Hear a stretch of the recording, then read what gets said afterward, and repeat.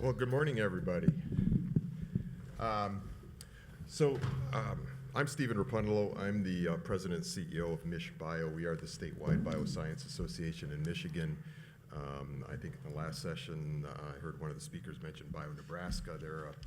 They, along with IOBio, South Dakota Biotech, we're here, our sister organizations. There's one of us pretty much in every state.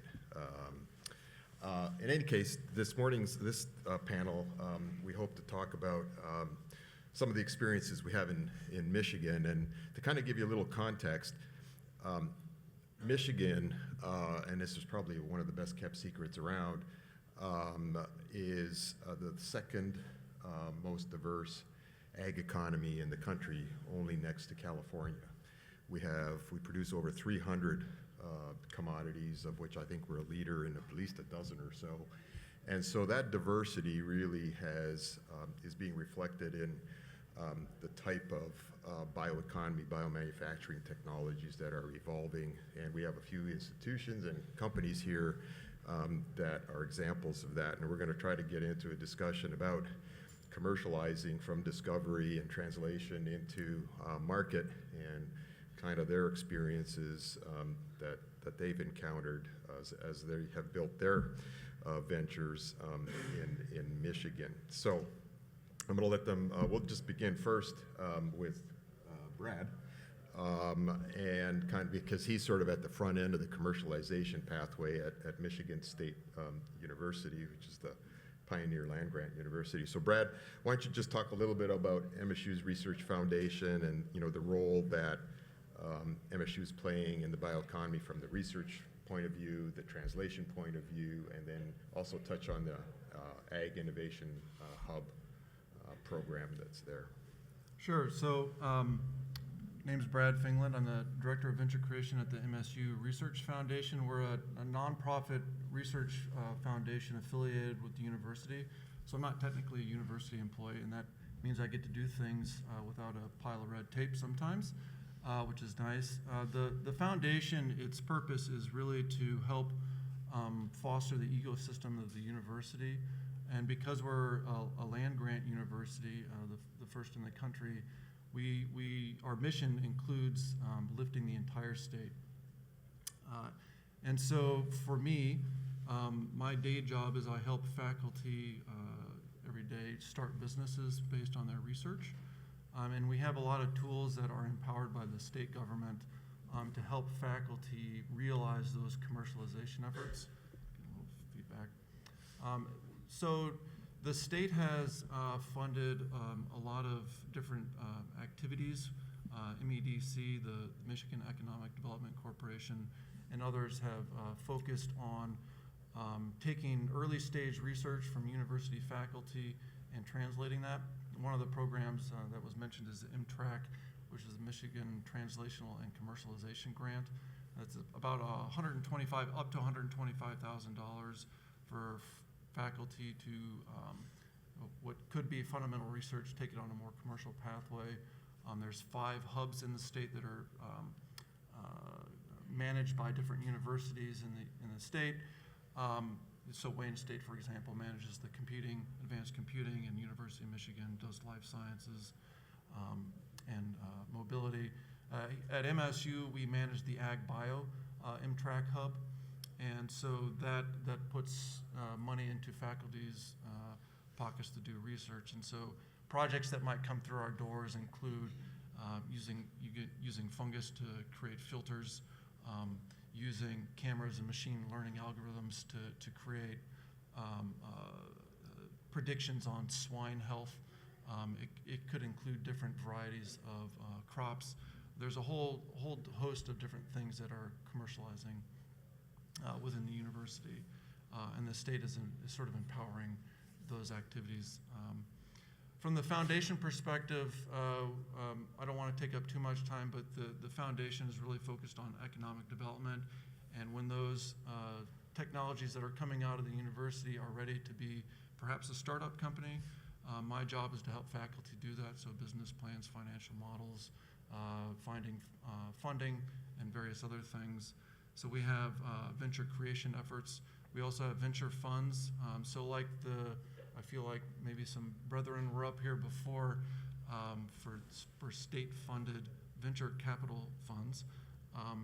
The Michigan State University Research Foundation manages the Michigan's pre-seed fund, and so that means the state gives us about $6 million a year through the Michigan Rise entity to invest in startups all across the state. So not just MSU startups, and that also means that we do about 100 deals a year, and we're the most active investor in the state, if not the region. And so it's really a great opportunity for us as a land grant institution to make connections across the state in every single county in the state of Michigan. And then the last sort of mission of the foundation is placemaking. So we do a lot of activities in creating places, nests for people to land. So that means 6 or 7 buildings that we manage that has incubator space, lab space, virtual office space, and we even built a $20 million facility for a several hundred person IT company. So we try to create a turnkey solution for faculty and entrepreneurs within mid-Michigan to land near the university. Good.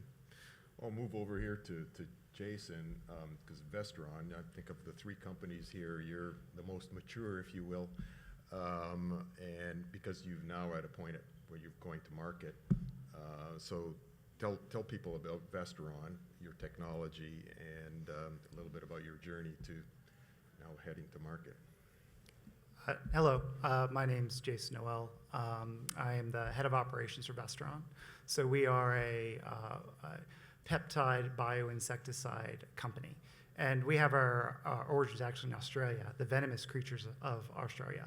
So a professor in Australia asked the question, could we use some of the peptides in the venom of the spiders in the area to create a crop protection product?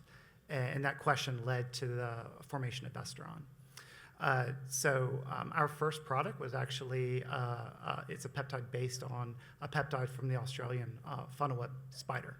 So to describe our technology, what R&D does is they're scouring the globe for interesting peptides from venomous creatures, trying to find ones that target crop pests, are light on beneficial insects, are safe for the environment and safe for humans.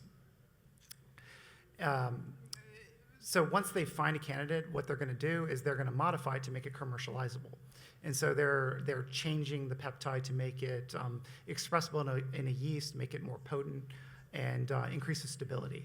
And once they have done that, they'll put it in a yeast host, and it passes to my group. And the way we manufacture these peptides is through large-scale yeast fermentation. We do not milk spiders. So where our business is right now is we have 2 products that have made it through regulatory agencies. Our flagship product, Spear, is on acres in Canada, the US, Mexico, and some select countries in Europe. We have a few peptides sitting in the pipeline right now. A couple things that we had to overcome in our commercialization journey really had to do around the cost of goods. I think Doug from Biomade said it well yesterday, that you have to compete with kind of established chemical alternatives. And so the ways we were able to get around that was, once Vestaron found that's the Spear peptide, we had something special. The problem was we were just putting too much peptide per acre. It just wasn't economical. And so the innovation that the R&D facility in Kalamazoo found was you could apply these peptides with a gut disruptor for insects, just stuff we already know about, and greatly reduce the application rates of those peptides. So that was one piece of the COGS journey.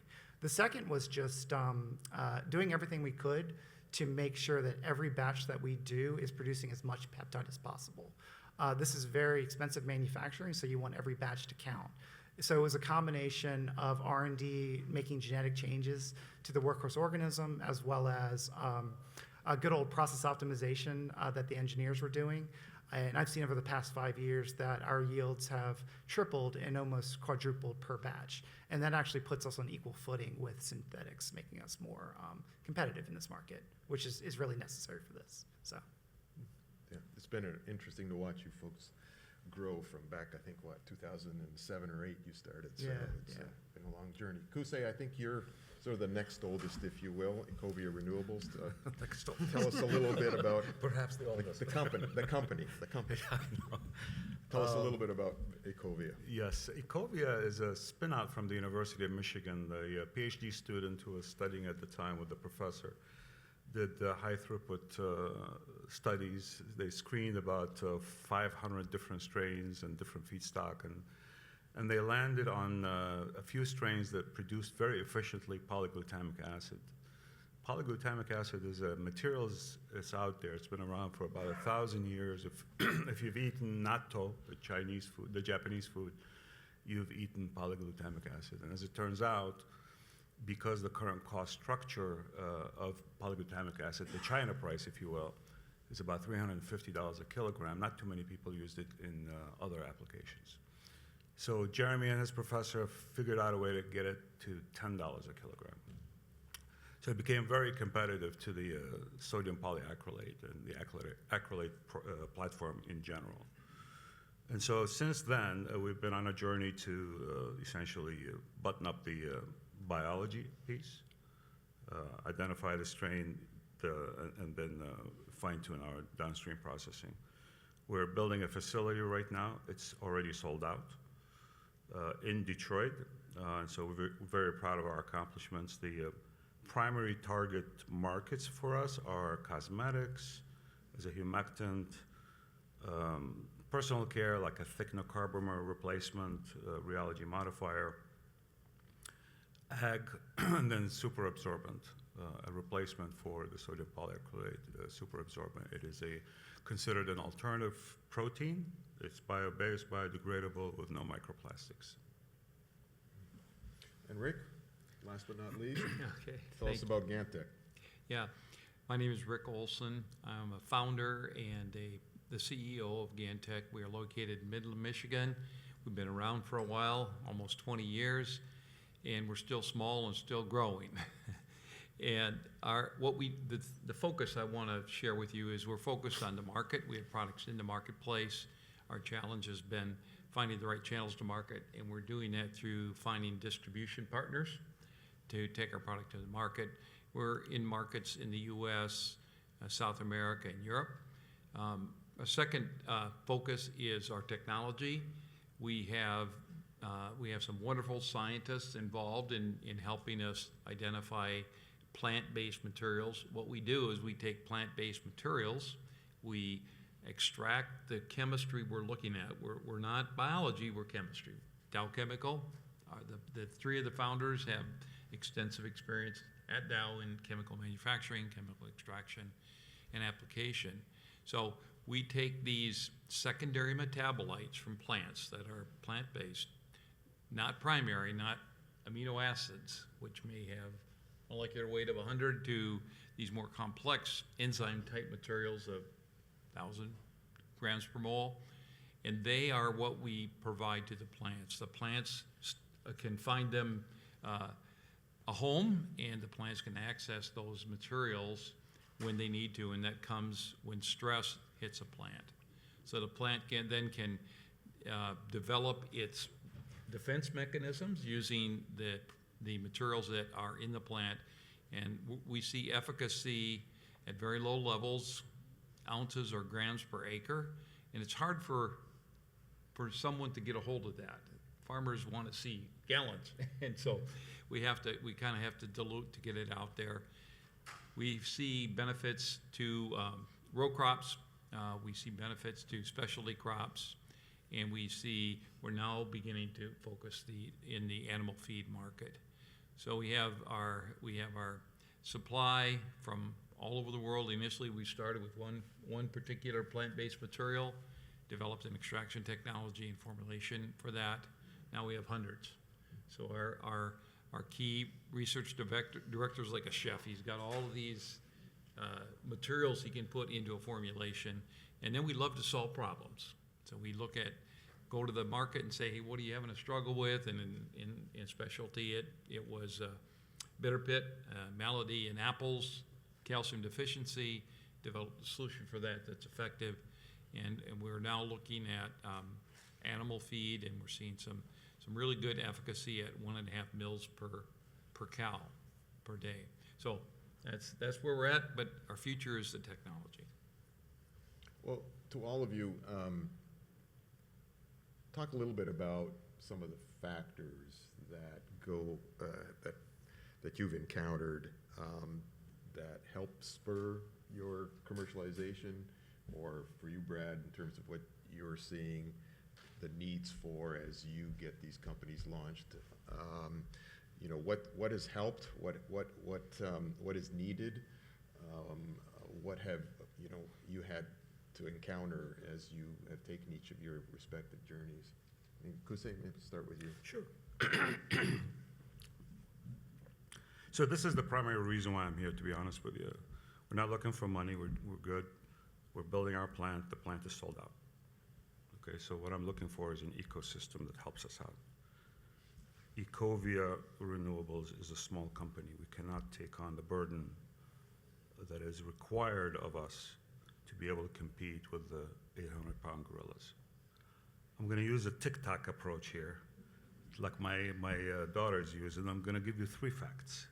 When we go out to the marketplace and we say, we're going to sell this to you, Mrs. Customer, what are you looking for? They're going to look at, we want performance, we want price, and we want LCA, a life cycle analysis that's better than the synthetics. That's always a requirement.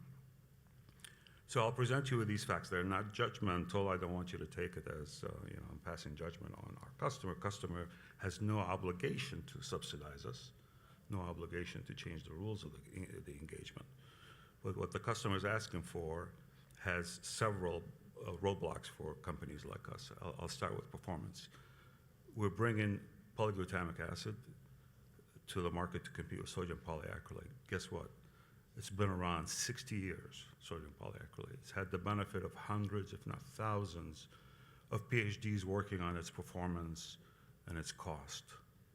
And so from day one, we're expected to essentially compete with 60 years worth of history with no accommodation for any kind of system level development they want to drop in. So that's one. The next point is price. Let's look at price. I think Doug made a good point yesterday of showing how petrochemicals are essentially tied at the hip with the energy market. Well, the energy market, oil and gas, gets $20 billion in subsidies every year. Oil and gas gets 15% of the DoD budget here in the US to police oil lanes throughout the globe. That's $100 billion. 100 billion plus 20, that's $120 billion in subsidies, which translates to $15 a barrel that none of us pay for. It's a subsidy from the government. None of us pay for in the price of a material, okay? And then the last piece I want to bring up, which is the third fact, as my daughter says in her TikToks. Fact 3, LCA. Petrochemicals have untold billions of dollars of externalities, if you will, cost that are associated with its environmental footprint. None of that is accounted for. It's a societal cost. We all pay for it. It never shows up in the price of fossil fuel goods. So that burden to be put on by a customer or an industry that says, I need you to do this and follow this and compete with the synthetics is not something I can do by myself. The point that they made yesterday, Renee and Doug, about a collective effort, an action that we need to all take when we enter this room, is exactly what we need. We need to fix the public side of the public-private partnership. Giving us money alone is not going to help. So we need all of you to participate in what Stephen is doing. We need to be available for him. He's doing his level best to make sure the ecosystem is available for us, but I don't think we're active enough. I think the same thing is true. My compliments to Doug and his team for Biomate. Again, that effort has to include all of us. Every single one of us has to in some way contribute to it. So that's my appeal to you. I'm going to make sure I'm committed to you and committed to the industry associations and the folks who are trying to make our case at the state and federal level, and I hope you do the same. Anything to add to that? Oh, no, I That's agree with pretty- the cost is, yeah, I agree, it's been my challenge. So I'll take a different tack, just kind of what has some factors that have made Vestaron successful, specifically with the Michigan innovation ecosystem. So the company was founded by this professor from Australia, and he happened to be working at the University of Connecticut at the time of Vestaron's founding. And the reason that Vestaron is in Kalamazoo, Michigan is because that ecosystem funded the creation of the company. Vestaron also is the R&D headquarters is in an incubator with other companies. And some of the initial commercial problems that Vestaron faced just collaborated, across the hallway, and were able to solve some of these commercialization problems. So that was hugely beneficial. And I'd say lastly, Vestaron has had great relationships with the universities in the area, and a lot of talented people have come through our doors to help us be successful. So I can say very confidently that the Michigan innovation ecosystem was critical to the success of Vestaron. Well, Brad, both have touched on public-private partnerships. I think you must be right in the thick of that. So touch a little bit on that matter. Yeah, it's a good point. One of the critical pieces for the state of Michigan is how the state supports early entrepreneurship and innovation. The universities within the state leverage a lot of state funding and programs. So I mentioned one, which is the Michigan Rise, so sort of pre-seed fund, but there's and the MTRAC fund. There's also programs called the T3N, and I have to remember what the 3 T's are, the Tech Talent Transfer Network, I believe is what it is. And those state funding go into supporting postdocs that go into university labs focused on commercialization. They also go into supporting mentors and entrepreneurs and residents within the university settings. So these are people that have 25-year, as an example, experience in a technical field as a business leader. They can go in and mentor faculty on commercialization efforts. And so these types of efforts where the state comes in and partners with universities has been critical. Certainly the expansion of the pre-seed fund, the state has expanded that program to a Michigan University Innovation Capital Fund. And so that's a fund that's managed by University of Michigan that will go as a pre-seed fund for startups that leverage IP from university faculty, so not just MSU, but any university in the state. And they're also sort of in the works. It's in the government somewhere, going through the Senate at the moment, or legislature. An evergreen fund that would be around $60 million that would be managed by a cross-section of partners within the state. And so those are big opportunities for public-private partnerships. The foundation participates in a lot of those, as do the other universities. And then I will mention, I would echo what the panel before us, the panel of investors, championed the use of federal dollars. I'd also build on that. In addition to SBIR and STTRs, there's great programs in the I-Corps that the universities leverage quite frequently, and this is a critical thing for university faculty and researchers to. The I-Corps program is meant as a training program for customer discovery, and that's a way for faculty to understand what the customer and the problems are in the marketplace, so they can build on the fundamental research that they're doing and connect it to commercial opportunities. And so that's just another program that we can leverage. We're sort of in the latter stages of the time here, but Jason, I wanted to quickly touch on scaling of operations and get, the biomanufacturing. Talk a little bit about some of the challenges and the opportunities and that you've encountered. And Rick, you can pipe in too, since you that stage. Sure. So Vestaron's done this a couple of times. So the two challenges that I would say you have with scaling a process is really finding the right partner and timelines. So if you go back to when Vestaron was first looking for capacity, it was difficult. You didn't have a lot of demand. There weren't a lot of CMOs out there. So it takes a while to find the right partner and one that has a culture that kind of fits with your company as well. And once you find that partner, the timeline starts. You have to negotiate a contract. You have to do a tech transfer of your process. There's a CapEx project that has to happen. And usually these contract manufacturers are going to have the fermentation capacity you need, but not the downstream processing. You have to do example batches. There's a regulatory step in there too, which is it's unknown length of how long it's going to take for the review to happen, and you have to get all of these things to align on a timeline just to get to the point where you can scale up. I will say the scale up, we've been successful with that a couple times, so I'm not worried there. It's just making all those timelines align and that funding align to be able to get to that point. Rick, anything to add? From our Gantec's perspective, the design initially by Dr. Lanny Robbins, he designed for Dow basically with world scale in mind. So scaling up to world scale capacity was in the start. Most of our expansion or need of processing can be contract manufactured because we make the 1 mil per acre kind of material that's then formulated into other materials.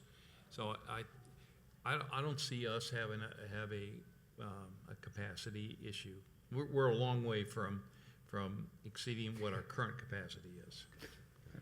Well, the last couple of minutes, I guess the last thing I would throw out, and I think several of you have touched on it or alluded to it, along the way, whether at the state level or the federal level, all the regulatory challenges and hurdles and expectations,